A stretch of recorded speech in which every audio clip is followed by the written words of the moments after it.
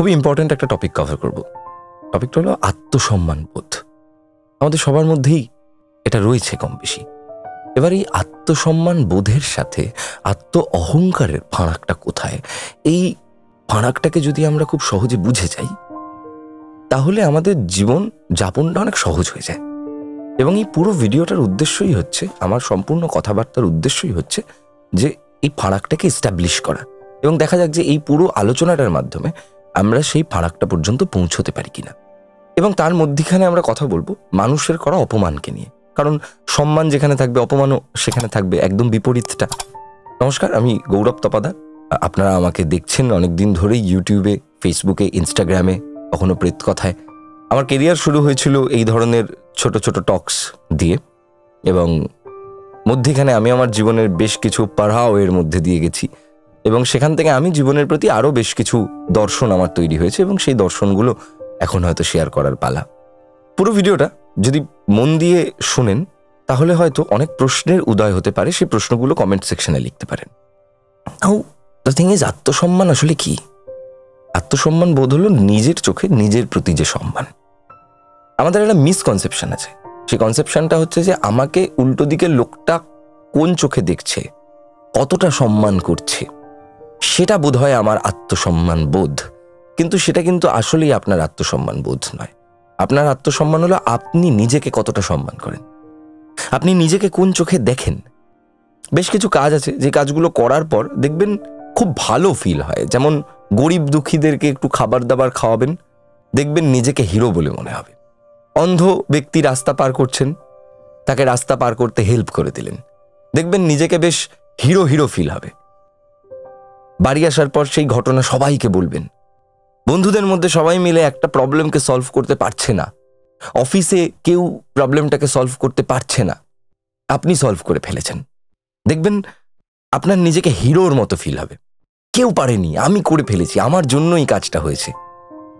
এই যে আপনার জন্য, আপনার দ্বারা যখন কোনো কিছু হয়, ভালো কিছু হয় এবং সেই ভালো কিছু আপনার ভিতরের সেই হিরোকে জাগিয়ে তোলে, তখন আপনার সেলফ এস্টিম বৃদ্ধিপ্রাপ্ত হয় এবং ওই সেলফ এস্টিম আপনার মধ্যে একটা আত্মসম্মান বোধ কাজ করায়।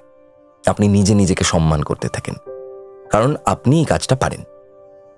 সেম ভাবে উল্টো দিকে ধরুন জনসমক্ষে গোটা পার্টির মধ্যে নিজের মা বাবাকে অপমান সূচক কথা বলে ফেলেছেন, তারপর মনে হচ্ছে ইস কি খারাপ একটা কাজ করে ফেললাম, নিজের চোখে নিজে ছোট হয়ে গেলাম। এমন অনেক সময় আমরা অনেক কাজ করে ফেলি যে নিজের চোখে আমরা নিজেরা ছোট হয়ে যাই। তখন আমাদের আত্মসম্মান বোধ কমতে থাকে, তখন আমরা নিজেরা নিজেদেরকে রেসপেক্ট করতে পারি না। তার মানে এটা নয় যে সেই স্টেটটাতে আপনাকে সারা জীবন থাকতে হবে। অতিরিক্ত আত্মসম্মান যেমন আপনাকে আত্ম অহংকারের দিকে ঠেলে দেয়, তেমনি অতিরিক্ত আপনার আত্মসম্মান যদি কমে যায় তাহলে আপনি খুবই ছোট ক্ষুদ্র একজন মানুষ হতে শুরু করেন। নিজেকে ক্ষমা করে দেওয়াটা ইজ ভেরি মাচ ইম্পর্ট্যান্ট। যে আপনার আত্মসম্মান বোধ কমেছে, আপনি জানেন আপনি হয়তো কোনো ভুল কাজ করেছেন, কিন্তু আপনি নিজেকে ক্ষমা করলেন সবার আগে, কারণ আপনি আপনাকে ক্ষমা না করলে পৃথিবীর কেউ আপনাকে ক্ষমা করবে না। পৃথিবীর কেউ আসলে আপনাকে ক্ষমা করার জন্য বসেই নেই। আপনার থেকে আপনার ব্যাপারে বেশি ইমোশনাল মানুষ এই পৃথিবীতে আর কেউ নেই। কারণ আপনি বা আমরা সবসময় আত্মচিন্তায়, আত্মমননের মধ্যে থাকি, যার ফলে আমাদের আত্মগ্লানি হয়। আত্মগ্লানি মানে ওই একই জিনিস, আত্মসম্মান বোধ কমছে আপনার।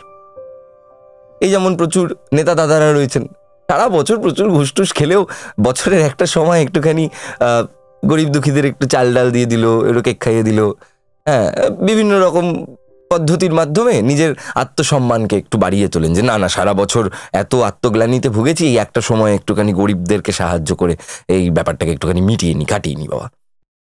আপনি যদি নিজেকেই রেসপেক্টটা না করতে পারেন তাহলে পৃথিবীর কেউ আপনাকে রেসপেক্ট করবে না। ডিসরেসপেক্ট করার মতো এখন কত মানুষ আছে বলুন? আপনার ব্যাপারে জানে না, আপনাকে সোশ্যাল মিডিয়ায় দেখেছে, আপনি ছবি দিচ্ছেন আপনার বরের সাথে ঘুরতে গেছেন, আপনি ছবি দিচ্ছেন আপনার পরিবারের লোকজনের সাথে সুন্দর সময় কাটাচ্ছেন, আপনি ছবি দিচ্ছেন আপনার কোনো অ্যাচিভমেন্টের, আপনি ছবি দিচ্ছেন হয়তো একটা সুন্দর গান করেছেন, হয়তো একটা সুন্দর আর্ট ফর্ম ক্রিয়েট করেছেন। অমনি দেখবেন একদল লোক এসে হয়নি, ভালো হয়নি, এটা কি রে বাবা, খারাপ হয়েছে, আনন্দ বেশি দিন থাকবে না, এই ধরনের কমেন্ট করবে।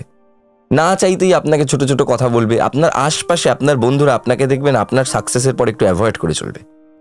এই সমাজ প্রতিপত্তি, টাকা, আনন্দের মুহূর্ত, প্রেম, এগুলোকে খুব একটা ভালো চোখে দেখে না। কিন্তু খুব কাছের মানুষও যদি সাকসেস পেয়ে যায় তখন দেখবেন কিছু মানুষের খুব খারাপ লাগে। বন্ধু যতক্ষণ ফেল করছে, আমার সাথে লাস্ট বেঞ্চে বসে আছে, ততক্ষণ কিন্তু বেশ ভালোই লাগে। এই বন্ধু তুই কর, তোর পাশে আমি আছি সব সময়, আমি চাই তুই একদিন পৃথিবী জয় করে নে। কিন্তু যেই বন্ধু ফার্স্ট হয়ে গেল, অমনি বন্ধু হয়ে গেল খারাপ। অমনি বন্ধুর সাকসেসটা আর অ্যাকসেপ্ট করা যাচ্ছে না। তখন তো উল্টো দিকের লোকটার আত্মসম্মানে লাগছে, নিজেকে নিজে সম্মান করতে পারছে না। তো উল্টো দিকে দেখুন, আপনার জন্য যেটা সত্যি, আপনার উল্টো দিকের লোকটার জন্য সেটাই সত্যি। আপনি ফার্স্ট হয়েছেন বলে আত্মসম্মান বাড়ছে ঠিকই, উল্টো দিকের লোকটা ফার্স্ট হতে পারেনি বলে আত্মসম্মান কমছে। তাই জন্য সে আপনাকে অপমান করছে, আপনার থেকে দূরত্ব বজায় রাখছে। হঠাৎ করে এতদিনের চেনা বন্ধু অচেনা হয়ে যাচ্ছে। কিন্তু অন্য কারোর কথায়, অন্য কারোর করা অপমানে আপনার কি হয়? কাজ করা। কিন্তু আপনি ভাবেন কি, আমাকে অপমান করে ফেলেছে, আত্মসম্মানে লেগে গেছে। কিসে লেগেছে আপনার? আপনার কিছুতে লাগেনি। একটু ডিপলি ভেবে দেখুন তো। আপনাকে যদি অন্য কোনো মানুষ ক্রিটিসাইজ করে, আপনাকে যদি অন্য কোনো মানুষ খিস্তি করে, আপনাকে যদি অন্য কোনো মানুষ একটা চারক্ষর বলে দিয়ে চলে যায়, আর আপনি যদি সেটাকে অ্যাকসেপ্টই না করেন, কারণ আপনি জানেন আপনি কে, আপনি জানেন আপনার জীবনযাপন, আপনার মনন কিভাবে এগোচ্ছে, আপনি জানেন আপনি আপনার জীবনে কতটা কষ্ট করছেন, কতটা স্ট্রাগল করছেন, তার মধ্যে উল্টো দিকের লোকটা যদি আপনাকে নিয়ে যা মন চায় মন গড়ন কথা বলে, সেটা কি আপনার জন্য সত্যি? সেটা তো আপনার জন্য সত্যি নয়, সেটা তো ওই মানুষটার জন্য সত্যি। ও নীচ, ও তাই নিচু ভাবনা ভাবে। আপনি কি নীচ? তাই আপনি ভাববেন না। আমি আপনাকে যদি চার অক্ষর বলি, আপনি ঘুরিয়ে আমায় চার অক্ষর বলতেই হবে আপনাকে, তার তো কোনো মানে নেই। ছোটবেলায় বাবা মা বলতো না যে নিচু সে অন্য একজনকে টেনে আরো নিচু করতে চায়। দেখুন, ছোটবেলায় সব শিক্ষাগুলো কিন্তু আসলেই জীবনের শিক্ষা। এত নিচু কেন হবেন অন্য কেউ আপনাকে নিচু করলে? ওই এক্সাম্পল, রাস্তার কুকুর কামড়ালে কি আমিও কামড়াতে যাই? একই ব্যাপার। একটু ডিপলি ভেবে দেখুন যে আপনি যে কাজটা করছেন, আপনি বিশ্বাস করেন তো? নিজেকে বিশ্বাস করেন তো? আপনার যদি আপনার প্রতি সম্পূর্ণ বিশ্বাস থাকে, সম্পূর্ণ আস্থা থাকে, আপনার যদি আপনার প্রতি, নিজের প্রতি সম্পূর্ণ রকমের সমবেদনা থাকে, তাহলে আপনি যেমন নিজেকে সবার আগে ক্ষমা করে দেবেন, কারণ নিজের ঠিক ভুলটা তো বুঝতে পারছেন, তেমন নিজেকে আপনি অনেকটা বেশি সবার থেকে সংরক্ষিত করে রাখবেন। কারণ আপনি জানেন এই ফালতু পৃথিবীর মধ্যে নিজেকে জড়িয়ে নিজের আত্মবিশ্বাসকে কমিয়ে কোনো লাভ নেই। এবার দেখুন আত্ম অহংকারের জন্মটা কিভাবে হচ্ছে। আমি এমন মানুষ দেখেছি, আমি যেহেতু সবসময় গান বাজনা, এই ক্রিয়েটিভ আর্ট ফর্ম নিয়েই থাকি, আমার বন্ধু বান্ধবদের মধ্যেও তারাই সংখ্যায় বেশি অনেক। প্রচুর মানুষকে দেখেছি, বা আমি অনেক সাবস্ক্রাইবারদের সঙ্গেও দেখা করেছি। মানুষ অবজার্ভ করতে আমার খুব ভালো লাগে। I never pass any comment, কিন্তু আমার অবজার্ভ করতে ভালো লাগে। আমি কাটাছেড়া করে ডিকোড করে দেখতে খুব ভালোবাসি যে মানুষ কিভাবে ভাবছে, এবং সবার প্রতি আমার সমান সহানুভূতি। এইভাবে মানুষকে দেখতে দেখতে আমি দেখেছি কিছু মানুষ জীবনে কিছু ভালো কাজ সত্যি করেন। 80 বছরের লোক 70 বছর বয়সে একটা সুন্দর প্রপার্টি করেছেন, প্রশংসনীয় কাজ। যেখানে কিনা আমরা 20 বছর 30 বছর বয়সে বড় কাজ করার জন্য ভাবি, 70 বছর বয়সেও একটা লোককে আমি দেখছি ভালো প্রপার্টি করছেন। আমি দেখছি 50 বছরে গিয়ে কেউ সিলভার প্লে বাটন আনলক করছে। আমি মানুষকে দেখছি কেউ হয়তো অনেক কষ্ট করে নিজের ফ্যামিলিটাকে টানছে, নিজের বাচ্চাটাকে মানুষ করেছে, বড় করেছে। এগুলো কিন্তু সব খেয়াল করে দেখুন আত্মসম্মান বৃদ্ধি করা কাজের উদাহরণ দিচ্ছি আমি। সেলফ এস্টিম যেগুলোতে বাড়ে এমন কথা বলছি।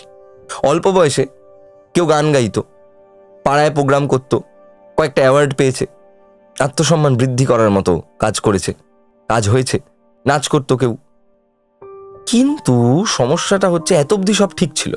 বেঠিকটা শুরু হয় কোথা থেকে? বেঠিকটা শুরু হয় ঠিক যেই মুহূর্তে এই মানুষগুলো তাদের ওই অ্যাচিভমেন্টগুলোকে কোলবালিশের মতো জড়িয়ে ধরে ঘুমিয়ে থাকেন। মাথায় রাখবেন, যখন মানুষ তার অ্যাচিভমেন্টকে জড়িয়ে ধরে আঁকড়ে ধরে বাঁচেন, যখন মানুষ তার অ্যাচিভমেন্টকে ভুলতে পারেন না, তখন মানুষ ধীরে ধীরে গবেট হতে শুরু করেন। এবং অহংকার বাড়তে শুরু করে। মাথায় রাখবেন, অহংকারী মানুষরা কিন্তু আসলেই গবেট হন। বুদ্ধিমান মানুষ কোনোদিনও অহংকারী হতে পারেন না। তো মানুষ যখন নিজের অ্যাচিভমেন্টের মায়ায় নিজেই পড়ে যায়, মানুষ যখন নিজের জীবনে করা পুরনো সমস্ত ভালোগুলোকে নিয়ে সারা জীবন ঢাক পিটিয়ে বলতে শুরু করে, আমি এই করেছি, আমি ওই করেছি, আমি কি করে ফেলেছি দেখে নাও, তখন মানুষ নতুন কিছু করা ভুলে যান। এবং নতুন কিছু করা যখন মানুষ ভুলে যান, তখন ধীরে ধীরে মানুষ ফুরিয়ে যান। কেন?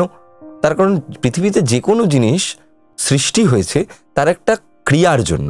এই যেমন ক্যামেরায় আমার এখন রেকর্ড করা হচ্ছে, এই ক্যামেরাটা যেদিন রেকর্ড করা বন্ধ করে দেবে সেদিন এই ক্যামেরাটা ফুরিয়ে যাবে।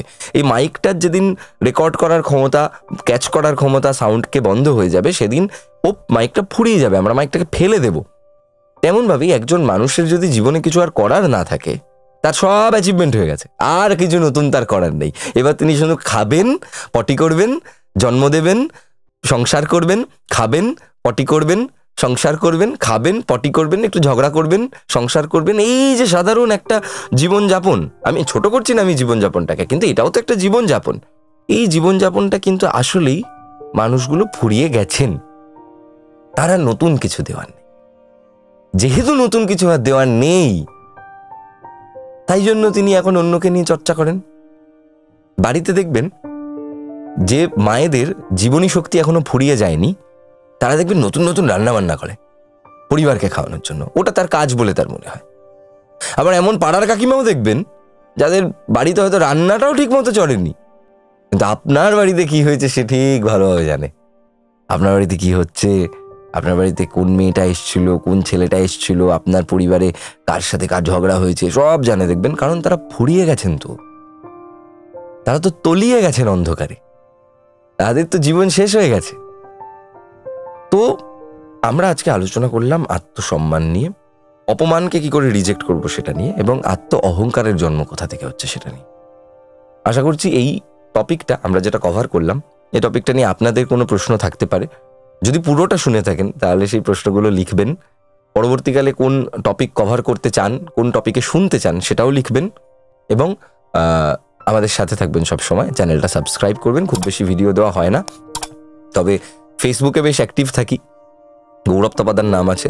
ইনস্টাগ্রামেও বেশ অ্যাক্টিভ থাকি। যদি ইচ্ছে হয় চলে আসবেন, সেখানে কথাবার্তা হবে। জীবনে আরও অনেক ইভেন্টস ঘটে আমার শুধু এক রকমের কন্টেন্ট নয়, আমি বিভিন্ন রকম ব্যাপারে কাজ করতে পছন্দ করি, চেষ্টা করছি কিছু নতুন করার।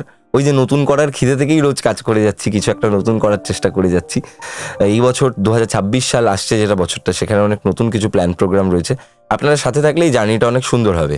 আপনারা সাথে থাকলে আসলেই জার্নিটা কমপ্লিট হবে বলে আমার মনে হয়।